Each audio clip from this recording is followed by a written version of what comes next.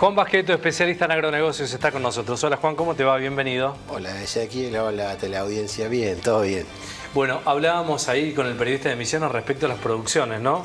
De las provincias y las circunstancias que vivían los productores yerbateros. La desregulación, ¿no? Ha hecho que las estructuras de las provincias tambaleen por momentos, Juan, ¿no?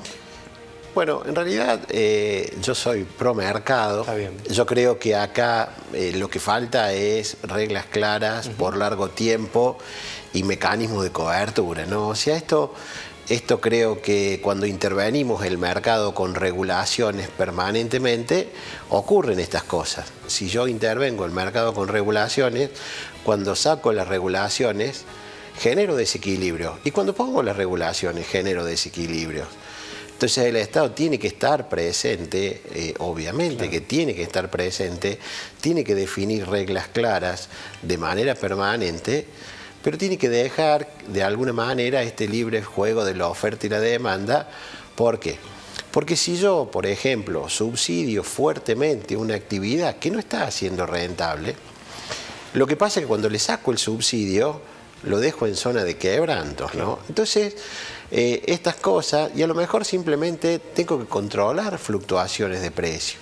O sea, evidentemente que si vos me preguntás, yo creo que las regulaciones no son buenas. Ahora, una vez puestas las regulaciones, tampoco las puedo eliminar de golpe. Si esto, siempre tenemos que ver cuál va a ser el impacto en la economía local antes de eliminar una distorsión que el mismo Estado había generado, ¿no? Esto creo que es el error.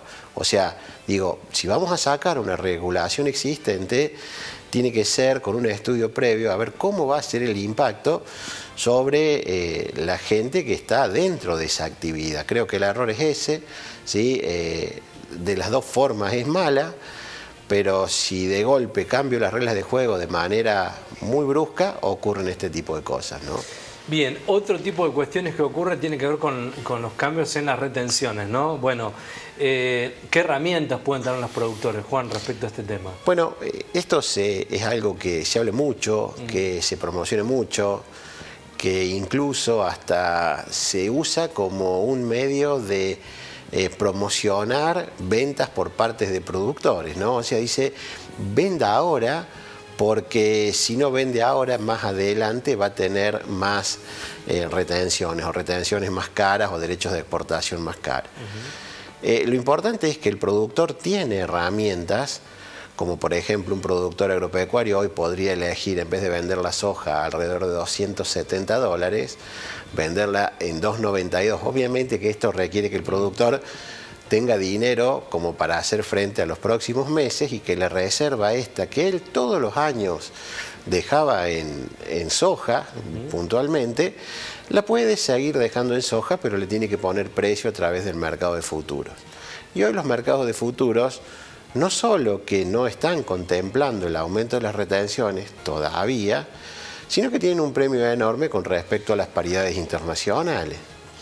Es decir, si yo hablo de que un productor agropecuario acá en Argentina puede vender soja a $292 aproximadamente para la posición noviembre, esto es que él estaría cobrando más o menos a fines de octubre, es una tasa de interés medida en dólares que es cercana al 5 o al 6%.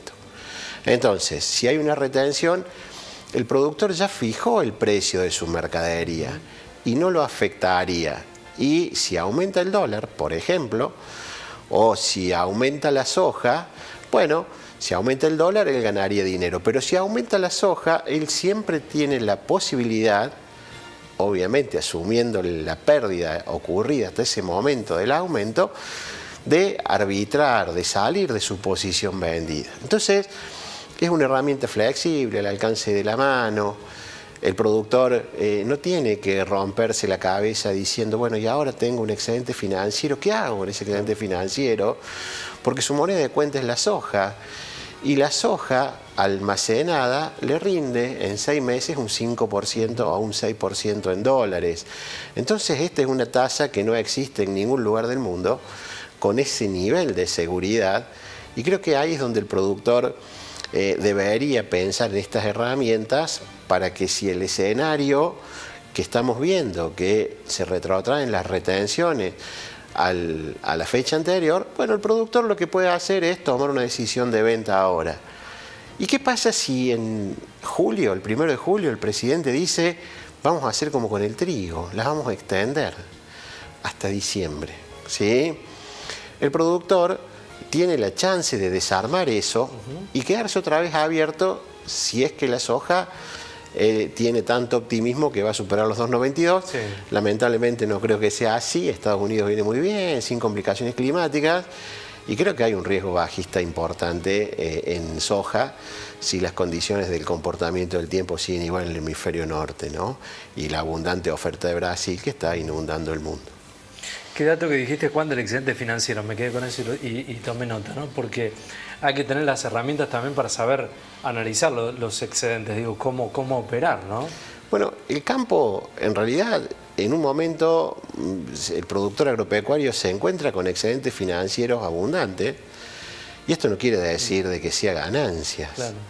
Él realiza, en definitiva, su producción en una época determinada del año. El agricultor, básicamente, cuando levanta la cosecha gruesa, cuando cosecha la soja y cuando cosecha el maíz, es cuando mayor cantidad de dinero tiene. Eso no quiere decir que sea todo ganancias. Claro. Con eso él tiene que volver a comprar insumos, tiene que vivir hasta la próxima cosecha, tiene que pensar en la política de reparaciones o reposiciones de bienes de uso. Bueno, hay un montón de cosas. Entonces, eso genera un excedente financiero transitorio. Bueno, ¿sí? Sí. Entonces, ese excedente financiero transitorio, evidentemente, lo tengo que manejar de manera eficiente para obtener un rendimiento, o por lo menos para estar en la moneda de cuenta del productor agropecuario, que es el dólar, ¿no? Bien. Siempre es interesante escucharlo, Juan, porque estos datos son definitorios y característicos de plena etapa de siembra, ¿no? Para saber cómo determinar esos excedentes, ¿no? Financieros. ¿Cuál es la situación del maíz, Juan?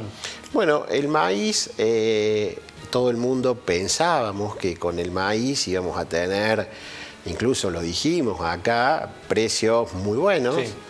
Decíamos de que maíz había poco, de que Estados Unidos posiblemente la producción no iba a alcanzar. Ya en el informe anterior de USDA, la producción por un aumento de superficie en Estados Unidos, principal productor de maíz a nivel global, y por las condiciones de los cultivos y los rendimientos esperados empataban, ¿sí? O sea que este faltante que nosotros habíamos o decíamos acá, porque siempre es bueno decir las malas, ¿no? O sea, en la que le erramos, en esta le erramos, ¿no?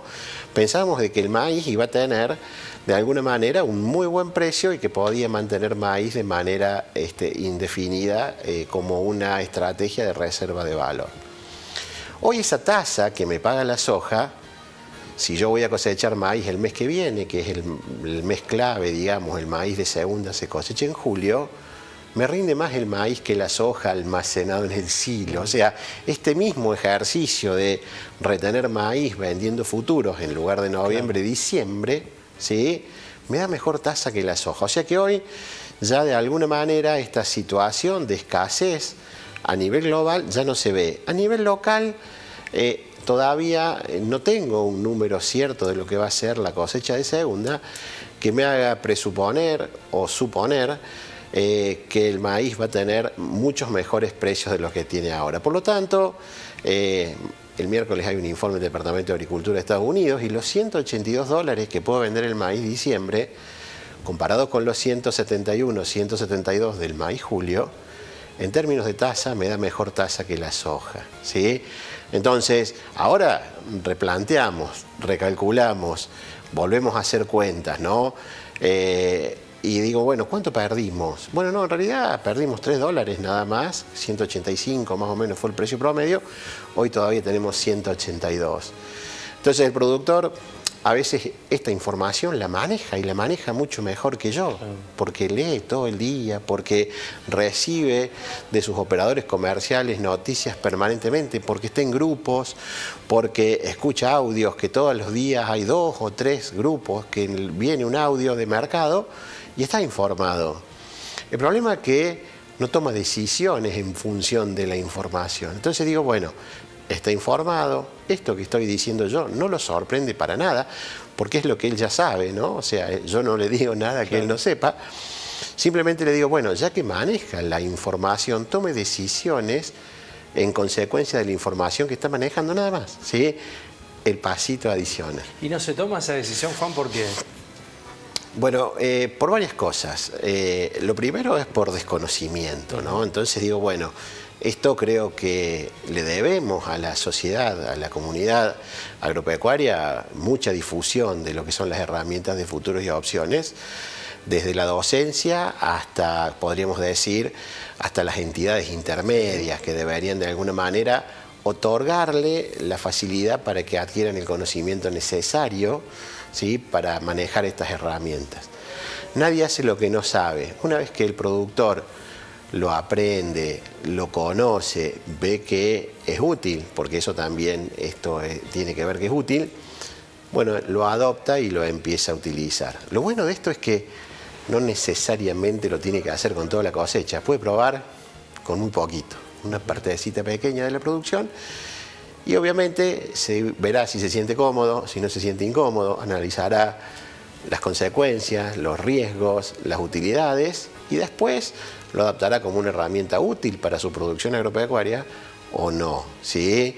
Porque va a depender mucho también de la estructura financiera, productiva, de costos que tiene cada productor agropecuario. O sea, es de alguna manera esto, si no tengo un buen análisis interno de mi empresa, seguro que la herramienta que voy a aplicar tampoco va a ser buena, porque no tengo un buen diagnóstico. Claro. Yo lo primero que necesito es un buen diagnóstico, o sea, lo que necesito yo no, lo que necesita el productor. Lo primero que hace es un buen diagnóstico, y en virtud de este diagnóstico detecta cuál es el problema o el riesgo-precio, qué pasa si los precios caen. Y en virtud de eso toma una decisión financiera y comercial. Y con esto cierro, digo, hay un exceso de información en estos tiempos. Pensaba en los productores de los 80, de los 90, respecto a hoy. Hay tanta información que probablemente si uno no tiene un eje, es muy fácil marearse, ¿no?, con la cantidad. Y por ahí tiene que ver también con la no toma de decisión, porque uno entra en un estado de no saber finalmente cómo definir condiciones de inversión. En esto pasa exactamente lo mismo que les pasa a ustedes con el periodismo, claro, ¿no? En un momento el problema era acceder a las fuentes de financiación, claro, de información. Sí, o sea, digo, bueno, ¿dónde saco, no? Entonces, las agencias. En un momento apareció Internet, entonces si vos quisieras fuentes, claro, todo el día tenés fuentes. Claro. Pero también, así como recién escuchábamos que había noticias falsas, en el mercado también hay noticias, claro, falsas. Y también hay operadores que responden a intereses económicos, ¿no? Entonces, yo tengo que ver la información de primera fuente, claro, la tengo que analizar, tengo que descartar noticias falsas, claro, y tengo que filtrar aquellas operaciones comerciales en las cuales, digamos, tan intencionados algunos discursos por parte de gente que no tiene total independencia en esta cuestión del asesoramiento. O sea que es una tarea difícil para el productor, ¿no? Bueno, el especialista en agronegocios, Juan Basqueto. Gracias, Juan. No, gracias y bueno, buena semana. Buena semana, igualmente. Semana de Informe USDA. Sí. Señor productor, tenga en cuenta que el miércoles 12 va a ser un día clave, ¿no? Primer informe USDA con casi toda la superficie sembrada en Estados Unidos. Así que a leer algo de noticias de mercado. Gracias, Juan. Buena semana. Gracias. Saludos. Hasta luego.